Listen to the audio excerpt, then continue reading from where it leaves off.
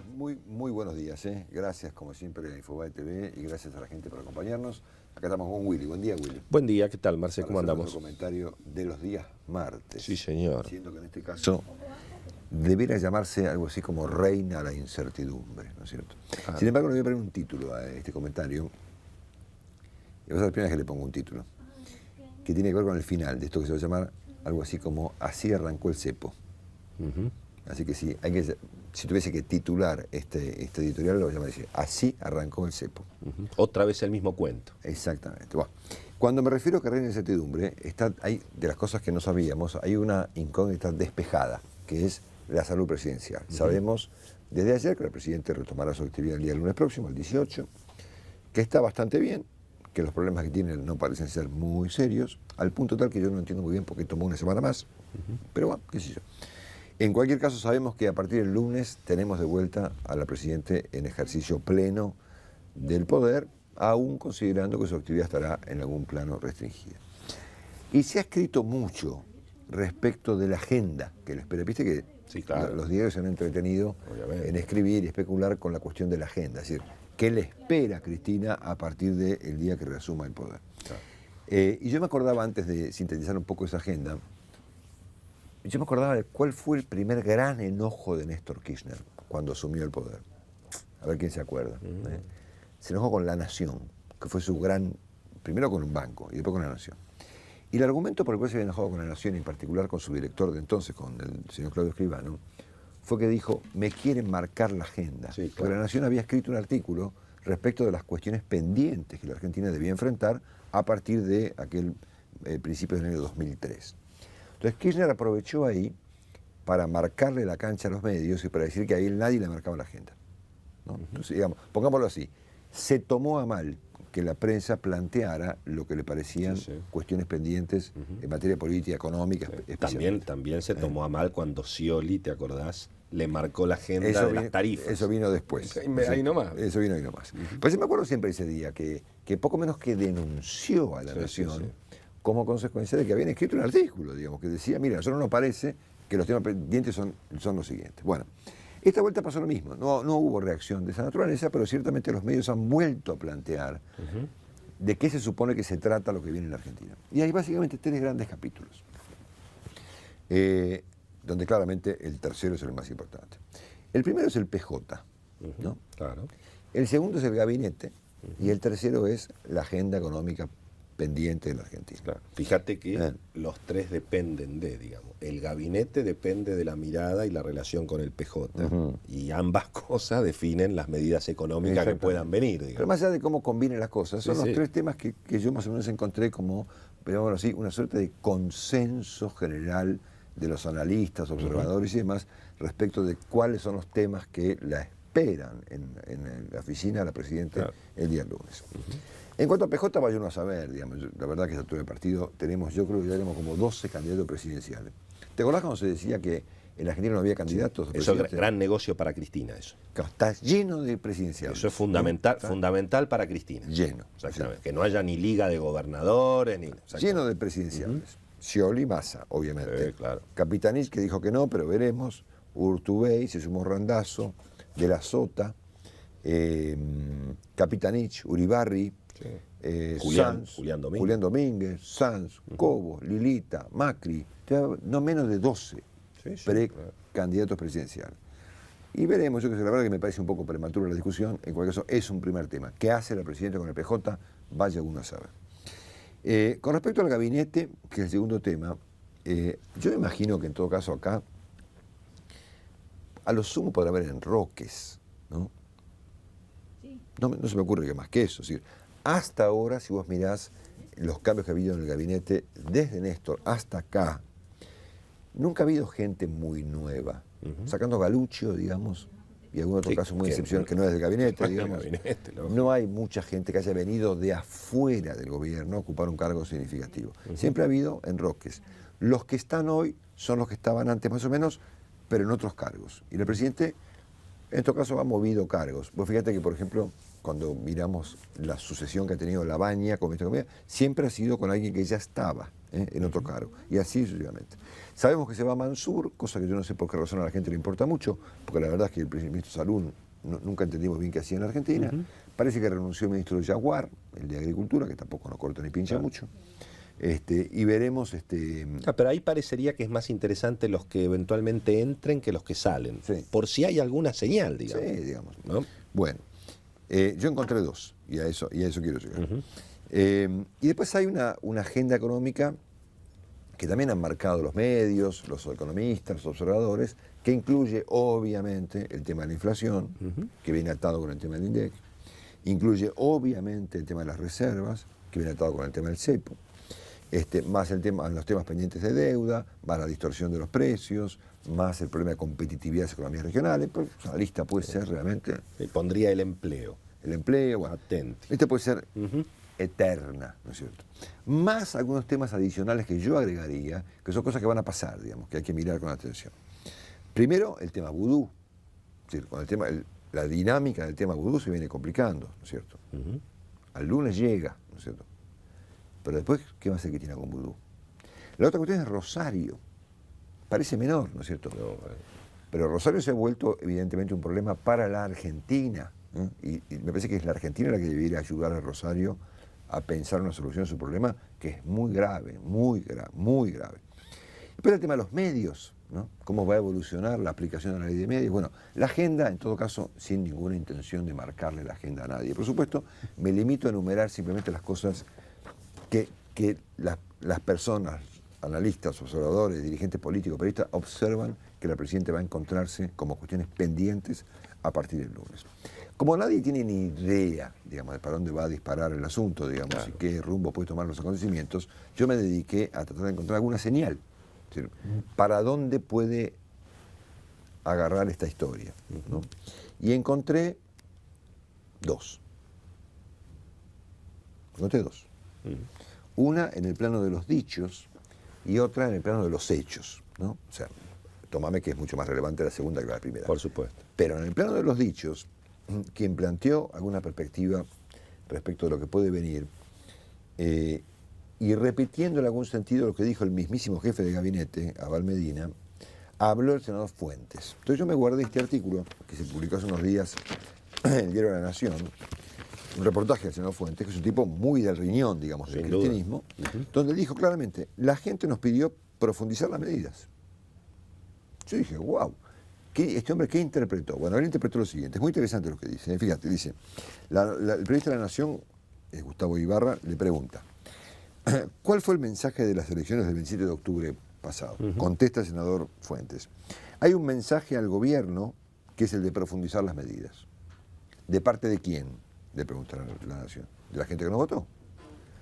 La que no nos votó no existe, ¿no? O sea, la gente que nos votó nos pidió claramente que profundicemos el rumbo. El jefe de gabinete había dicho unos días antes que la Argentina podía quedarse muy tranquila respecto de que no va a haber ningún cambio. Entonces acá encontramos una señal bastante clara, en coincidencia entre el jefe de gabinete y un senador relevante, en el sentido de que la interpretación del gobierno de la elección es que la gente pidió justamente una ratificación del rumbo, ¿no?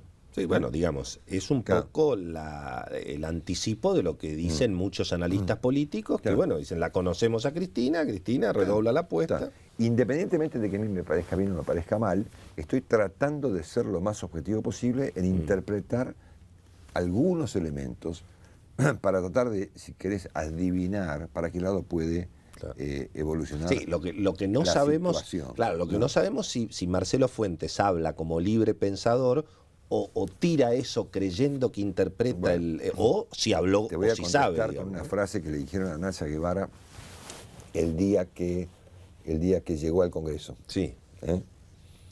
Cuando Nacha Guevara resulta electa diputada, en la lista era, creo que era Kirchner, Scioli, Massa, Nacha Guevara, 2009. Pierden contra Francisco Narváez, pero entran, ¿no es cierto? Muy bien. Entonces Nacha Guevara llega a una primera reunión, ¿no es cierto?, llena de ideas. Entonces la agarra la diputada Vaca Narvaja, ahora embajadora en México, si no me equivoco, ¿puede ser? Sí, claro. Le dice, mirá, Nacha, acá no hay libre pensadores. Precisamente. ¿Okay? Bueno. Y Nacha agarró y se fue. Y renunció a su banca. La historia ella la contó hace mucho tiempo en público y yo la conozco además en privado. Por lo tanto, tengo que tomar esto como cierto. Hay una teoría muy interesante que ha desarrollado muy bien Carlos Pañi, que dice que el gobierno supone que perdió no por sus errores, sino por sus aciertos. Uh-huh. Es una teoría muy interesante porque el gobierno ve, claro, las cosas buenas que hacen son resistidas por mucha gente como consecuencia de que la culpa tienen los medios, lo que sea, ¿no? Entonces, la derrota es una ratificación de que van en el buen camino. Claro. Pongámoslo así. De que hay una conspiración y hay que darle batalla. Inclusive no haya conspiración, la gente está confundida eventualmente por la conspiración, así que vamos a ratificar rumbo. Tenemos dos ratificaciones de rumbo, la del jefe de gabinete y la del senador Fuentes. En este caso, ambas fueron públicas. Entonces yo voy a tomar algo tengo que tomar, mi laburo se supone que tratar de decirle a la gente cómo viene la mano, digamos, y yo tengo que tomar elementos, y como no los puedo inventar, los busco. Y cuando busco, encuentro, y cuando encuentro esto. Que no es ningún secreto, está publicado en los diarios. Es decir, la verdad que yo no hago ningún laburo de investigación muy sofisticado. Me limito a tratar de ponderar si esta gente dice una cosa que es sensata, digamos, o razonable, y me parece que es razonable lo que dice. No digo que yo esté de acuerdo, digo que me parece que por acá van, ¿no es cierto? El gobierno ha interpretado la elección de este modo. Lo ha dicho el jefe de gabinete y lo ratifica el senador Fuentes. La gente nos pidió... Lo había anticipado Cristina también en su... Que debemos profundizar el modelo. Fantástico. El segundo elemento que yo encuentro es bastante más elocuente, ¿no? Que es una cosa que parece menor, pero no es nada menor. Y parece menor porque, claro, ¿cuántas personas están por ir ahora, después de escuchar este interesantísimo comentario, salir corriendo a comprarse un auto que cueste $58.000? Poca, ¿no es cierto? O sea, el mercado de compradores de autos de alta gama, digamos, es un mercado interesante, pero me imagino medio chico, ¿no es cierto? Porque ayer apareció una resolución que me parece que da una pista respecto de, en un tema chiquitito, de cómo viene la mano. Ayer apareció una regulación muy, muy sofisticada para que un argentino vaya a comprar un auto que vale arriba de $350.000, esto es $58.000, y que se supone es importado. Uh-huh. Y como el auto es importado, alguien tiene que poner los dólares en el exterior. La resolución establece, leo del diario Clarín, desde ayer, todas las operaciones de compraventa de vehículos por un valor superior a $350.000 quedaron sometidas a un control especial de la Unidad de Información Financiera, la famosa UIF, que se supone controla el lavado de dinero. Entiendo que sin mayor éxito. Sí, atento a lo que vemos todos los días. Exactamente. Uh-huh. Bueno, pero sí se utiliza para perseguir a las personas. Sí. Habrá que presentar un conjunto de elementos, un perfil del cliente con información referida a su situación económica, patrimonial, financiera y tributaria. El organismo lo encabeza el señor José Batela, que fue el que dijo alguna vez, ¿te acordás? Vamos a especificar por las buenas o por las malas. O por las malas. Muy bien. Entonces acá tengo la lista de los elementos que un argentino tiene que presentar cuando va a comprar un Audi A4, por ejemplo, para poner un ejemplo. Copia autenticada de escritura por la cual se justifiquen los fondos con los que se realizó la cuenta o abrió una cuenta, lo que sea. Certificación extendida por contador público matriculado, intervenida por consejo profesional, indicando el origen de los fondos, señalando la forma precisa la documentación que ha tenido a la vista para efectuar la misma. Documentación bancaria sobre la existencia previa de los fondos. Uh-huh. O sea, si vos que comprarte un auto mañana, tenías que tener la plata en la cuenta desde antes. Así es. Si no, está considerado una complicación.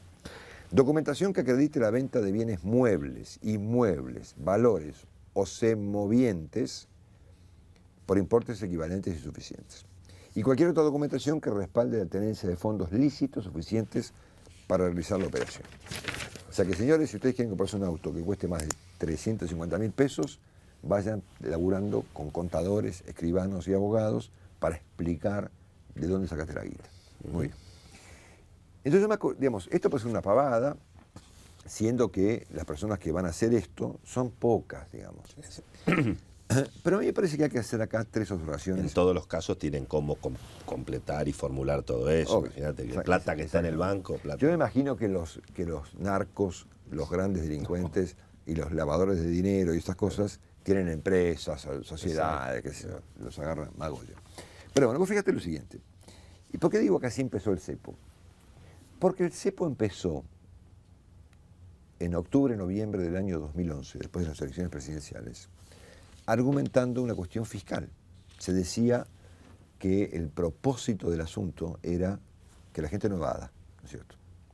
Entonces yo quiero hacer sobre este punto 3 observaciones. Primero, los diarios están hablando de fuga de dólares, ¿no es cierto? Y yo entiendo que una cosa es fugar dólares, que eso es para mí un fugador de dólares. Un tipo que agarra 300.000 dólares, lo mete en una valija, lo sube en el auto y trata de fugarse con los dólares, evitando los controles aduaneros, financieros o bancarios. Exactamente. Pero en la Argentina se está hablando de fugar dólares con relación a la gente que viaja. Si los 300.000 dólares del tipo que se los quiere llevar afuera de Argentina los ganó lícitamente y pagó los impuestos, bueno, hoy le obligan a tener que, porque, digamos, porque no hay libertad cambiaria. Puede ser, pero en todas partes del mundo existe, vos podés transferir plata, digamos. Pero si es plata blanca, es tuya. Es correcto. Ahora, pero en cualquier caso, fíjate que el uso de la terminología nos está metiendo en una confusión que va a terminar complicada, porque se habla de fugar dólares. Todos los días, la fuga de dólares, la fuga de divisa, la fuga de reserva. Bueno, a ver, cuando una persona resuelve viajar o comprarse un auto, la persona está haciendo algo que hace todo el mundo. Pero por supuesto. Hay gente que podrá hacerlo más, gente que lamentablemente podrá hacerlo menos.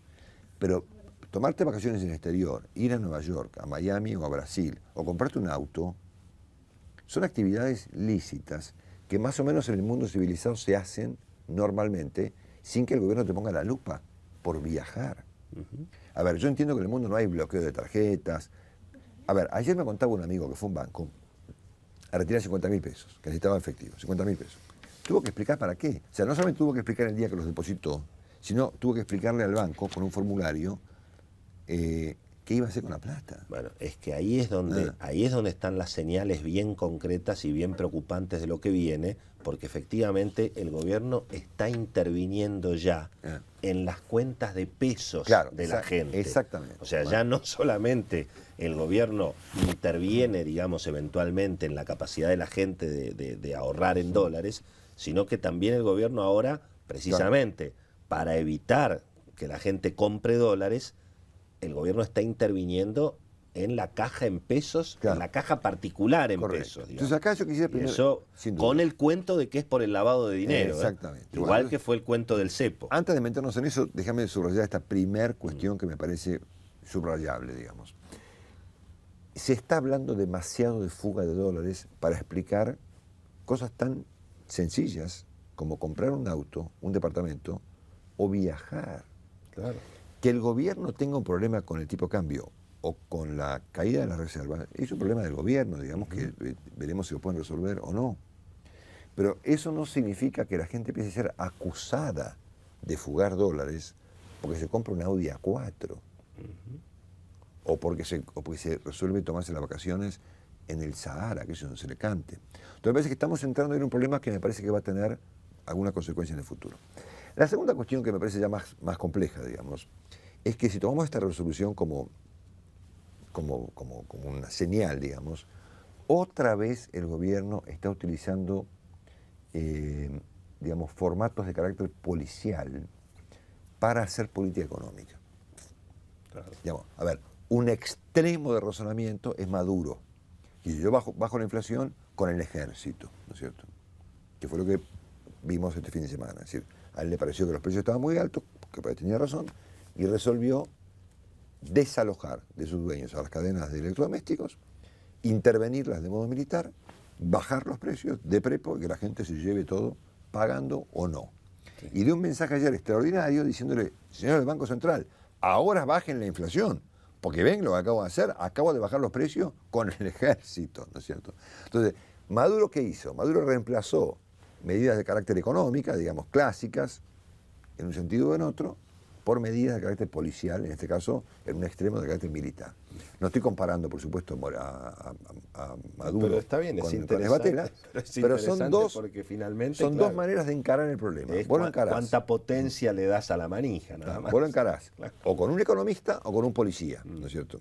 Los países normales tratan de resolver sus problemas cambiarios, financieros, inflacionarios, monetarios o de lo que sea, claro, con los expertos. Generando Y confianza. otros países optan por un formato policial. La Argentina ya hizo esto cuando el gobierno interpretó que en noviembre de 2011 había una fuga de capitales y una corrida cambiaria y una presión devaluatoria, y lo encargó no con el presidente del Banco Central, como lo había hecho Kirchner, por ejemplo, en una circunstancia parecida, sino con la gendarmería y con los perros en la calle, ¿te acuerdas? Sí, claro. Que le andaban los perros oliendo a la gente por la calle San Martín. Muy bien.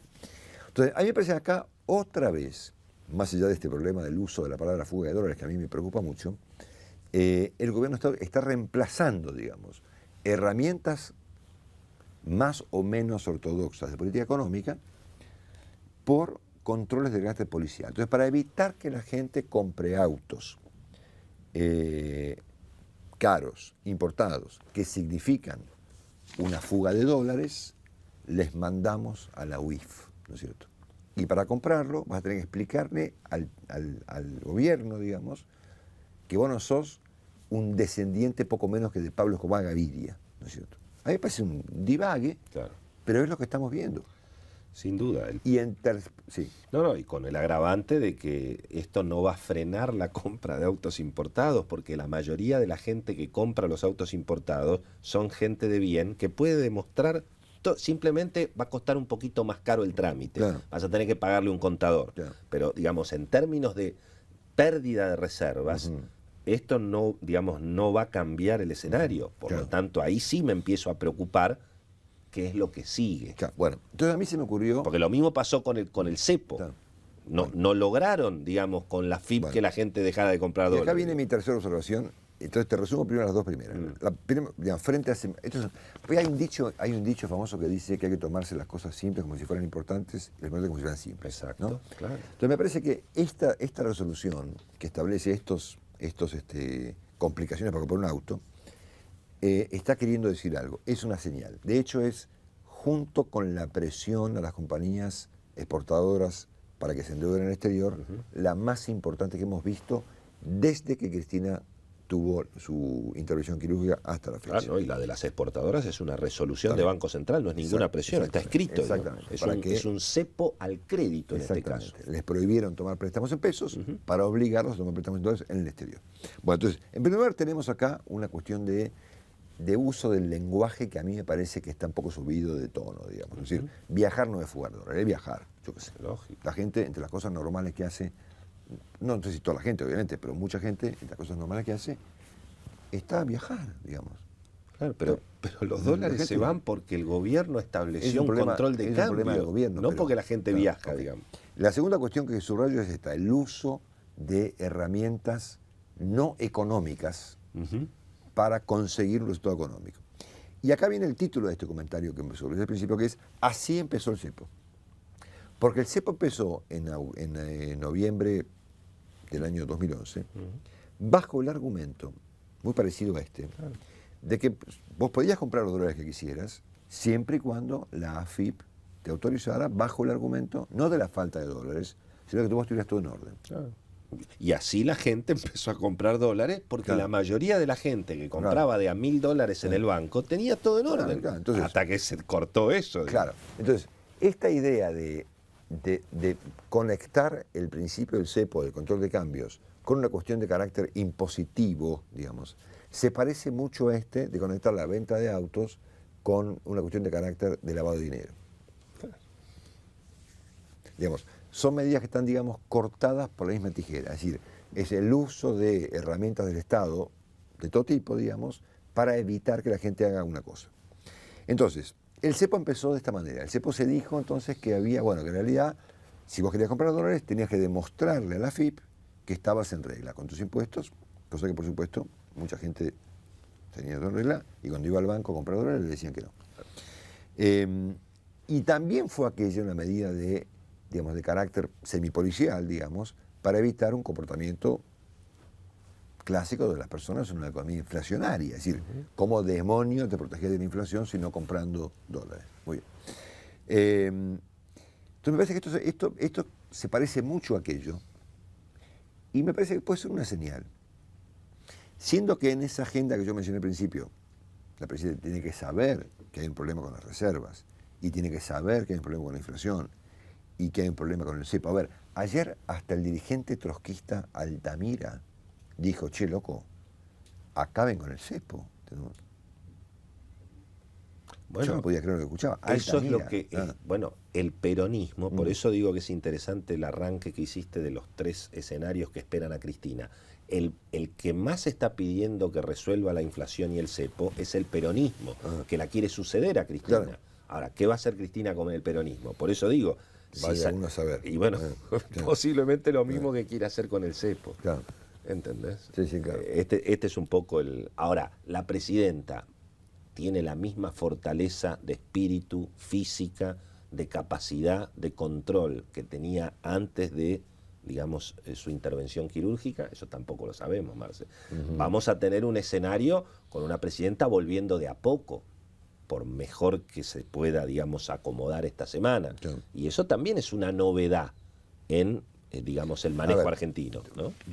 Voy a hablar de cosas que no conozco, digamos, pero yo puedo conjeturar que no me creo mucho que la presidenta no está al tanto de la caída de las reservas.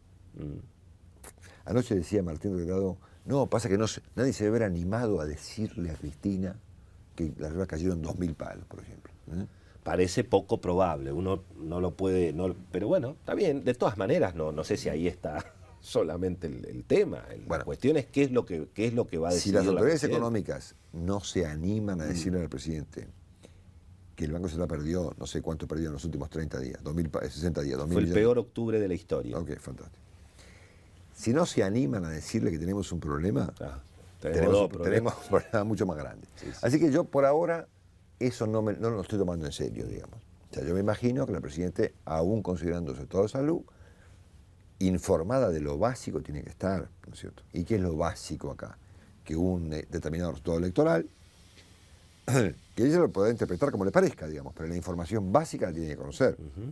Lo que pasó tal cosa en las elecciones, que en tal estado está el peronismo. Lo de la Corte y la Ley de Medios. Que la Corte falló de determinada manera en la Ley de Medios, que Clarín presentó un programa de adaptación y que en materia económica estamos con una inflación de 30% en alimentos y que la caída de reservas es la más grande que ha habido en una pila de tiempo, digamos, ¿no? Esto es lo básico, tiene que saberlo, digamos. Me parece que no le pasó nada tan grave como para no saber esto. Yo no estoy ahí ni abajo de la mesa, ni mucho menos, pero me imagino que es información básica, ¿no es cierto? Sí, asumamos que conoce la situación. Obviamente, claro, por supuesto. Entonces me parece que en la lista de temas está reservas. Y en este tema está cepo. Y frente a este tema, que es de los temas que mencionamos, probablemente el más urgente de todos, y que además, como consecuencia de la incertidumbre que hay al respecto, la gente está tomando decisiones aceleradas, al divino botón. Yo me encontré con un amigo el viernes que me dijo, no, yo me compré todos los pasajes que pude de acá al 2014. ¿Y dónde vas a ir? No, a ningún lado, ¿entendés? Claro. Veo, ¿no es cierto? Entonces vos fíjate cómo en el escenario de incertidumbre genera comportamientos impensados, ¿sí? Bueno, que la gente compre pasajes por las dudas, ¿no es cierto? Entonces vos fíjate cuánto nos costó en reservas el hecho de no haber dado una señal. Ninguna señal, hasta esta que yo encontré, ¿no es cierto? Esto es, mucha gente fue a comprar cruceros que no sabe cuándo va a tomar y vuelos que no sabe cuándo va a volar y autos por las dudas, ¿entendés? Un disparate, ¿no es cierto? Disparate producto del mutismo más extremo en el que entró el gobierno. Muy bien, ahora la prensa tiene que saber esto. Entonces, frente a este dato, reserva cepo, que es de toda esta pila de temas lo más urgente de todo, de reserva cepo. Sí, en realidad, digamos, ¿cuál es la madre del borrego? ¿Por qué pasa eso? ¿Por qué está todo el mundo comprando pasajes, comprando cruceros? Porque hay una montaña de pesos impresionante, claro. Marcelo. Entonces, ese es el fondo de la cuestión. Exactamente. De la que obviamente es más difícil hablar. Claro. Y bueno, y ahí es un problema. Me voy a ir con un dibujito como el otro día. Porque esa montaña o va a los precios o va al dólar. En los bolsillos de la gente no sé qué. Me voy a ir con un dibujito. O va a la bolsa, guarda, la bolsa sigue tirando. Entonces, conectando una cosa con la otra, que es el propósito un poco de este editorial, yo encuentro que si efectivamente el senador Fuentes y el jefe de gabinete han dicho lo correcto, esto es, la gente votó por profundizar el modelo, acá tenemos una primera medida, clarísima. vamos a combatir la fuga de dólares de los argentinos con medidas regulatorias de carácter policial. Que van a ir a la montaña de pesos, que es la que tiene la gente en las cuentas bancarias, digamos. Exactamente. Entonces, por ahí aparecen otras señales, mejores, peores, distintas, lo que sea. Yo buscando en estos últimos 48, 62, encontré estas dos. Encontré lo de Marcelo Fuentes, que me pareció elocuente y totalmente creíble, y encontré esta resolución de la UIF, obviamente que afecta a muy poca gente, pero si miramos cómo arrancó el cepo, arrancó exactamente igual, con una medida que parecía no afectar a nadie, en todo caso afectaba eventualmente a los evasores, y que terminó con un desastre. Por aquella pavada que mucha gente decía, bueno, sí, obviamente, si quieren comprar dólares, tienen que tener todo en regla. Fenómeno. Eso nos costó 20.000 millones de dólares, prácticamente, 15.000 millones, ¿no? Más o menos. Bueno, prácticamente 17.000 millones de dólares y además 5 millones de votos a la presidenta le costó eso. Exactamente. Bueno, pero bueno, exactamente. Al principio mucha gente pensaba que estaba bien eso. Como mucha gente puede pensar, y bueno, si te querés comprar un Audi, y sí, pero claro, es como el cuento de Bertolt Brecht. Después el cepo fue para día, todos. Un día vinieron por mí, exactamente. Bueno, me voy con un dibujito. Claro. Vamos a ponerlo así. Reservas en dólares y emisión de pesos. Exacto. Son las dos variables que todo el mundo está mirando hoy en día, ¿no es cierto? Sí, claro. Emisión de pesos y reservas. Las reservas están en una caída que por el momento no tiene freno, lamentablemente, digamos. Van a intentar frenarla con esta clase de resoluciones, pero pareciera difícil, ¿no es cierto? Estábamos en casi 50.000 hace un tiempo, estamos en 30. Vamos camino de 30. 33.000, digamos, camino de 30 y camino de 20, digamos, camino 2000. De 20, vamos a ponerlo así, camino de 20 en algún momento del fin del 2014, a este ritmo, ¿no es cierto? Muy bien. Y la emisión de pesos está así. Un poquito más para arriba, te diría, un poquito más firme para arriba está esa emisión de pesos. Entonces acá me voy con una pregunta, ¿no es cierto? Yo te compro ese empate, digamos. Ok, entonces nosotros tenemos las reservas que vienen bajando y la cantidad de pesos que vienen subiendo. ¿Me puedes explicar este dibujito? Claro. No, claro no. Todos lo conocemos. El problema está acá, Marcelo. El problema es cuando se va abriendo esto de acá. Claro. Todo esto, eso tenés que sombrear.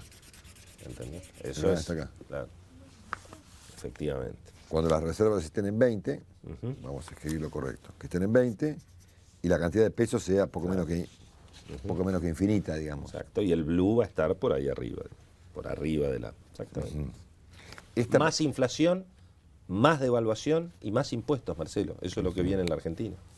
¿Con Cristina o sin Cristina? Esta es la verdad. Ahí estamos. A las 12 menos cuarto me voy a trabajar, señores. Un placer, Willy, como siempre, señores. Hasta el próximo martes. Chau, chau.